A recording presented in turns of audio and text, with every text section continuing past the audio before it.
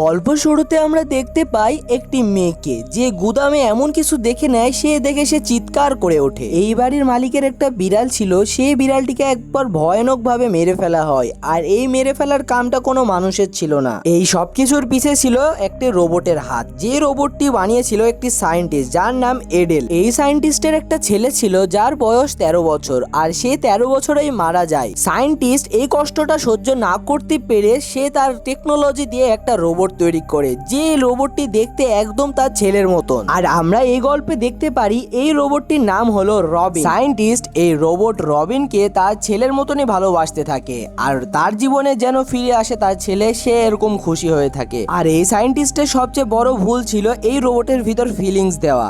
আর এই রোবটটা এখন তার নিজের মতনই ভাবনা চিন্তা করতে পারে। এখন আমরা দেখতে পারি এই রোবটের ভিতর নিজস্ব ইমোশনস ছিল। আর গল্প শুরুতে আমরা দেখতে পাই যে বিড়ালটিকে মারা হয়েছিল সে এই রোবটটাই মারেছিল। রোবটটি মনে করত সায়েন্টিস্ট রোবটটি থেকে বিড়ালটিকেই বেশি ভালোবাসে, এই জন্য সে বিড়ালটিকে নির্মম ভাবে হত্যা করে। তারপর এখানে সিন চেঞ্জ হয় আর আমরা একটা ছেলে লিওকে দেখতে পারি। সে 5 বছর ধরে এই মেয়েটির সাথে প্রেম করছিল, আর আজকে সে মেয়েটিকে প্রপোজ করতে এসেছিল। আর মেয়েটি এই কথা শুনে অনেক খুশি হয়ে যায়। আর মেয়েটি এটা জানতো না যে লিওর অনেক ধার দেনা ছিল, মানে অনেক ঋণাক্ত ছিল, আর সব সময় পাওনাদাররা তাকে নজরে রাখতো। তারপর লিও বলে, আমি আজকে তোমাকে আমার আঙ্কেলের সাথে দেখা করতে নিয়ে যাব। আর তার আঙ্কেল কেউ না, সেই ডক্টর এডেল ছিল। তারপর আমরা দেখতে পারি এই দুইজন তার আঙ্কেল এডেলের বাসায় চলে যায়। আর ডক্টর এডেল বলে, কিছু বছর আগে আমার একটা অ্যাক্সিডেন্ট হয়েছিল, আর সেখানে আমার স্মৃতিশক্তি অনেক হারিয়ে যায়, আর আমার এখনো তেমন কিছু মনে থাকে না। তারপর তারা সবাই গল্প করতে করতে বাসার ভিতর চলে যায়। আর এগুলো সবকিছু উপর থেকে সেই রোবট রবিন সবকিছু দেখছিল। লিও এখানে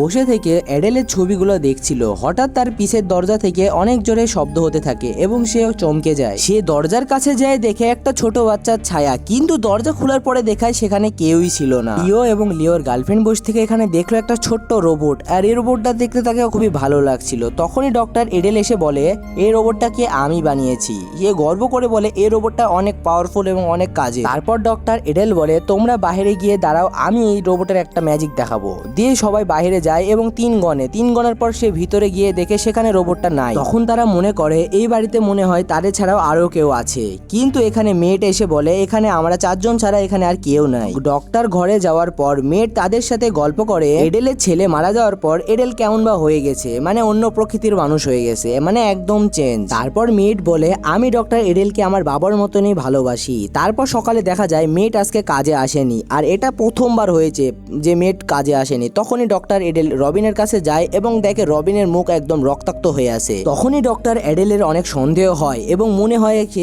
রবিন কিছু করেছে নাকি। তখনই সে বাহানা করে রবিনকে কাঁধে করে গুদামে নিয়ে যায়, তাকে ভালোভাবে চেক আপ করে এবং দেখে তার গায়ে মেয়েটের জামার টুকরো পড়ে আছে। তখনই সে সন্দেহজনক রবিনকে জিজ্ঞেস করে, এ কাম কি তুমি করেছো? রবিন চুপ করে থাকে এবং কোনো কথা বলে না। তখনই এডেল বুঝে নেয় এই কামটি রবিনই করেছে এবং সে অনেক রেগে যায় এবং সে সিদ্ধান্ত নেয় সে রবিনকে বন্ধ করে দিবে। দিয়ে তার ব্যাটারিটা খুলে নেয় এবং সে চলে যাওয়ার পর দেখা যায় এই রোবটটি ব্যাটারি ছাড়াই অ্যাক্টিভেট হয়ে গেছে। তারপরে আমরা দেখতে পারি রাত হয়ে গেছে, আর রাতে একদম গোটা বাড়ি অন্ধকার হয়ে আছে। আর এই অন্ধকারের ভিতরে গোটা বাড়ি ছানবিন করে বেড়াচ্ছে লিও, কারণ লিও ভাবছিল এই ডক্টর এডেলের বাসায় অনেক ধন সম্পদ আছে, সেগুলো যদি পায় তাহলে তার ঋণ শোধ হবে। কিন্তু সারা রাত খোঁজার পরও সে এখানে কিছুই পায় না। তারপরের দিন আমরা দেখতে পারি ডক্টর এডেল তার গুদামে যায় তার রোবটকে চেক আপ করার জন্য, কিন্তু রোবটকে তা দেখতে পায় না। সে বাসায় ফিরে এসে দেখে রোবটটি তার আয়নার সামনে দাঁড়িয়ে আছে এবং আয়নার সামনে দাঁড়িয়ে থেকে চোখ পলক ফেলাচ্ছে, যেমন সে মানুষ হওয়ার অভিনয় করছে। কিন্তু ডক্টর এডেল একটা জিনিস দেখে একদম হতবাক হয়ে যায়। দেখে সে রোবটটি ব্যাটারি ছাড়াই চলছে, এটা কিভাবে সম্ভব সে ভেবে সে অবাক হয়ে যায়। সেদিন রাতে লিও আবার ডক্টর এডেলের বাসায় সবকিছু খোঁজাখুঁজি করছিল।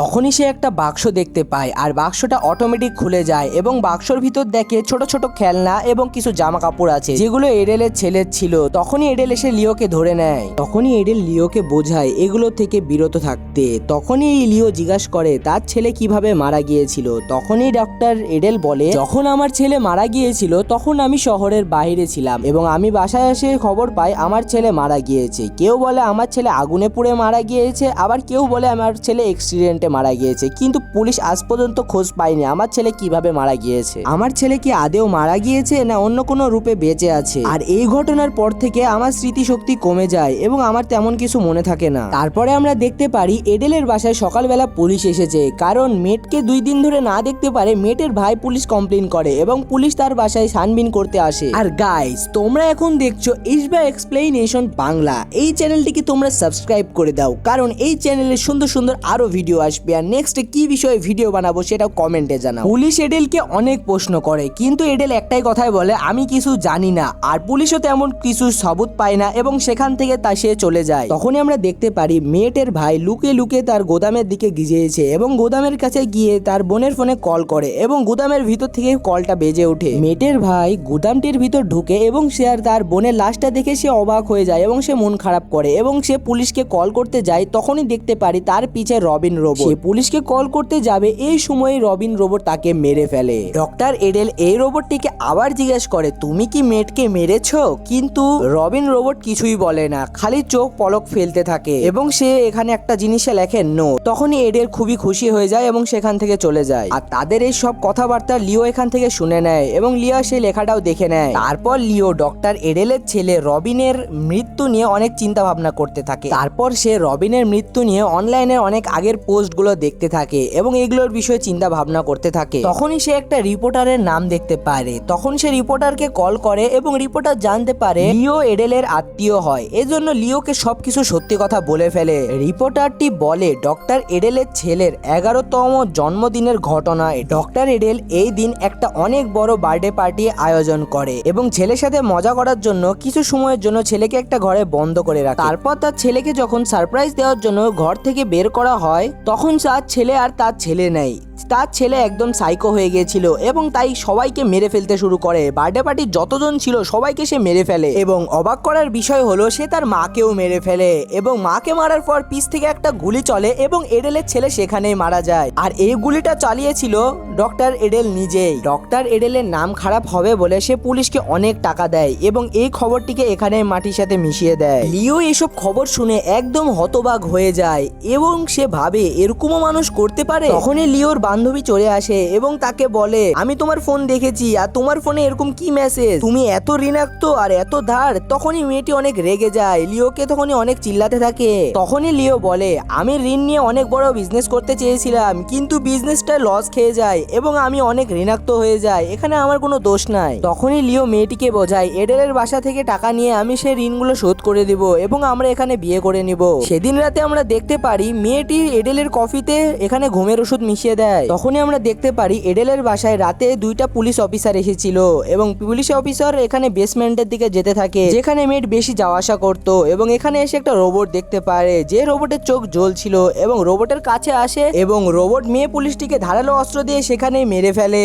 আর গাইস, তোমরা এখানে কমেন্ট করো এটা কি আসলে রোবট নাকি কোনো ভূত বা আত্মা। কিছুক্ষণ পর ছেলে পুলিশটিও বেসমেন্টের দিকে আসতে থাকে এবং এখানে এসে সে মানুষের মাংস পোড়ার গন্ধ পায় এবং এখানে এসে সে দেখতে পারে মেয়ে পুলিশটিকে এখানে মেরে ফেলা হয়েছে। সে দেখে সে একদম অবাক হয়ে যায় এবং পুলিশটির পিছে সে রবিন রোবট চলে আসে এবং পুলিশটিকে চাকু দিয়ে আঘাত করে এবং আগুন দিয়ে তার মুখেও আগুন ধরিয়ে দেয় এবং সে পুলিশটাও সেখানে মারা যায়। তারপর আমরা দেখতে পাই লিও এবং লিওর বান্ধবী এখানে বাসায় অনেক কিমতি জিনিস খুঁজছিল এবং সে দেখতে পায় তার পায়ের নিচে একটা খুফিয়া রাস্তা এবং সে খুফিয়া রাস্তা যেতে খুবই ভয় করে। কিছুক্ষণ ভাবার পর সে খুফিয়া রাস্তার ভিতরে যায়, কিন্তু সে এটা জানতো না যে সে ভূতিয়া রবিন রোবট, সে সবকিছুই দেখছে। সে খুফিয়া রাস্তায় এসে দেখে এখানে অনেকগুলো মদের বোতল পড়ে আছে, কিন্তু সে এগুলোকে ইগনোর করে সে এখানে কিমতি জিনিস খুঁজতে থাকে। তারপর লিও আরো খুঁজতে খুঁজতে সামনের দিকে এগিয়ে থাকে এবং মেয়েটি এখানে দাঁড়িয়ে যায় এবং দেখতে থাকে পিছে কিসের শব্দ হয়েছিল।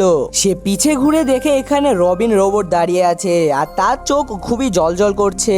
সেই রোবটকে দেখার পর মেয়েটি দৌড়ে পালিয়ে যায় এবং লিওর কাছে চলে আসে। তারা দৌড়াতে দৌড়াতে এমন জায়গায় এসে পৌঁছে যায়, সেখানে এসে তারা খুবই খুশি হয়ে যায় যায়, কারণ তারা যেটা খুঁজছিল তিজোরি, সেখানে তিজোরিটা পেয়ে যায়। আর এই তিজোরিটা দেখার পর তারা ভয়ের কথা একদম ভুলে যায় এবং এখানে অনেক খুশি হয়ে যায়।